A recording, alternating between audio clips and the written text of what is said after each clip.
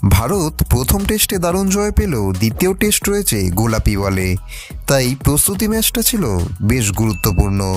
সেই কারণেই ক্যানবেরায় অস্ট্রেলিয়ার প্রধানমন্ত্রী একাদশের বিরুদ্ধে একটি প্রস্তুতি ম্যাচ খেলে নিল ভারত। যদিও দুদিনের ম্যাচটি বৃষ্টির কারণে একদিনেই খেলল দুই টিম। ম্যাচে অস্ট্রেলিয়া 240 রান তুলেছিল, আর ভারত সহজেই সেই রান চেস করে দেয়। ব্যাটিংয়ে 3 রান পেলেন তরুণ ব্যাটসম্যানরা। ম্যাচ শেষে অধিনায়ক রোহিত শর্মা বললেন, দারুণ একটা প্রস্তুতি ম্যাচ হলো।